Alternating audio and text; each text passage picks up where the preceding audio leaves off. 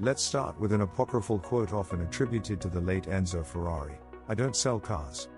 I sell engines." Even if the great old man never said those words, their sticking power comes from the inexorable link between Ferrari's image and the mechanical concerto of an Italian-built V12. Ever since its first car rolled out of Maranello's gates in 1947, the considerable pull the company exerts on the popular imagination has always come down to that simple fact. A Ferrari sounds and feels like a Ferrari when you bury the throttle. You can gaze at the 812 Superfast and hear that Rhapsody in 12, appealing, blissful roar washing over your mind.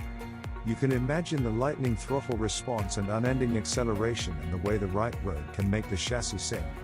But looks, handling and performance can only do so much. That engine, well, it's as vital to Ferrari as the human heart is to us. That is essentially the reason the Ferrari 812 Superfast exists. It's a wheeled wrapper for Ferrari's latest masterpiece, a 6.5-liter, naturally aspirated V12 that stands as the most powerful such motor to ever grace a production car. I'll add one more superlative here: it's also one of the best engines ever, an all-time great, showing up at the 11th hour of the internal combustion age like a deus ex machina, sweeping away the convolutions of twin turbos and superchargers. Suck, squeeze, bang, blow and repeat, all the way 8,900 revolutions per minute. It rocks. The result, an era-focused, heavy for Ferrari GT supercar with rear axle steering and hyper-intelligent traction control, is far more than the sum of its parts, a completely enchanting ride with more than enough theatrics to justify the $358,000 ticket price. Still, when an engine is as good as this one, it breaks the curve for the rest of the car. Every other part of the experience has to rise to the moment as well. A complete rethink of the internals means its version of the F140 V12 is 75% new parts compared to the F12 Bellonetta. It feels it. The high revving, inertia-free character seems impossible at first, like there's no way 12 cylinders can react that quickly to your right foot's commands. Believe it, the engine spins into long, broad crescendos or sudden thunderclaps with the eagerness of an F1 motor half its size. The tach tops out at an alluring 9,000 revolutions per minute, while Ferrari says it's limited to 8,900. There's one last trick, though. Ferrari managed to stuff the entire V12 behind the front axle to make the 812 a front mid-engine car, and avoid the nose-heavy handling that typically comes with 12-cylinder engine bays. You can feel it intruding a bit on cabin space as a result, but that only drives home that the engine is the star.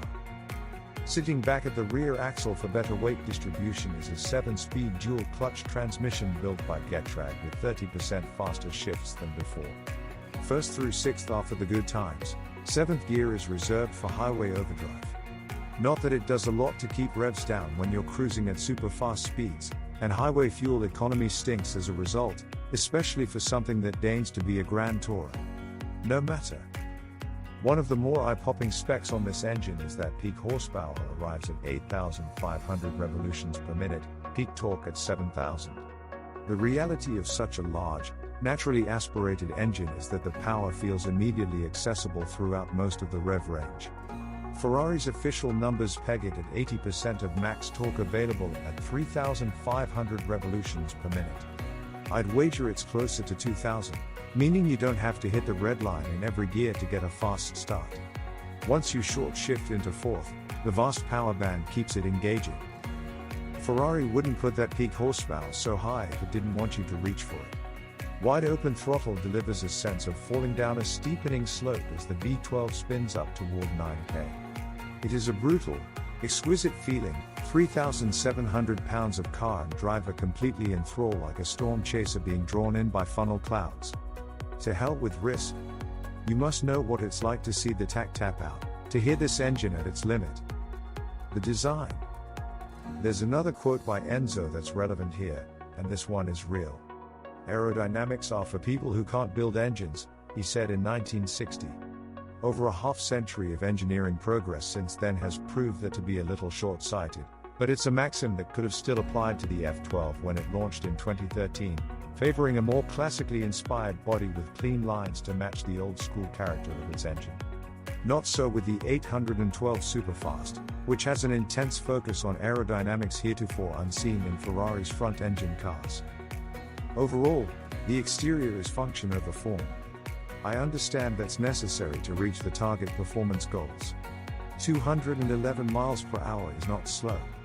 Two of the most objectionable elements for most internet commenters, the eyebrow intakes above the headlights and the highly sculpted door panels, are actually linked to guide the same air channel through the tops of the front wheel wells and out over the back. But I do believe that given its raison d'etre, the 812 Superfast would have been better served by a more classic, restrained design. Instead, its curved sheet metal is a bas-relief of performance, which is really all you get from it. It looks sharp, expensive and fast, not especially pretty. The drive. Perhaps the most impressive thing about the Ferrari 812 Superfast is that it sends its nearly 800 horsepower through a pair of 315 Pirelli P0 tires out back without feeling as dangerous as that sounds.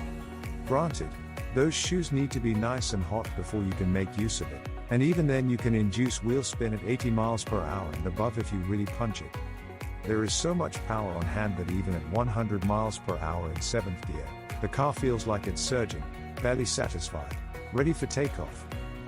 Ferrari's traction control is nothing short of heroic in the way it maximizes grip to reward a firm hand.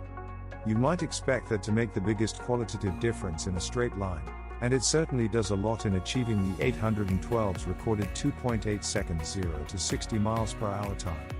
But the Superfast is a dancer that relishes trail braking into a hot corner, rotating just enough to let you know you're alive and powering out with the sure-footedness of a heavier car with half the horses. The way Ferrari's made the 812's handling stand out from all other FR performance coupes is the crowning achievement here, especially as it introduces its first fully electronic power steering system. At first it's busy and tightly wound, verging on twitchy, though the quick rack and four-wheel steering does make typical city maneuvering a breeze. Once you acclimate and get it on the right road, it makes all the sense in the world. The verdict. Any critique of the Ferrari 812 Superfast must acknowledge one thing first and foremost: this is a phenomenal car. To probe its faults is the very definition of nitpicking. The world is better off for having this machine in it, and for Ferrari's continued efforts to keep the front-engine, rear-drive V12 game alive. That its few downsides are grounded in the everyday, the quotidian, the humdrum of normal life speak to its powertrain's exceptional nature. There it is again. It keeps coming back in my mind, this idea that of all the cars Ferrari currently makes, it's the 812 Superfast that puts its engine on a pedestal and challenges you to think anything else really matters. Behind the wheel, it's nearly impossible to argue against that approach. Because while the result might not be the quickest or fastest or most capable Ferrari, the 812 is probably the best at being a Ferrari right now, with all the sound and fury and poise that badge is supposed to bring. It exists in a space where no one else does, a classic V12 GT with true modern supercar performance.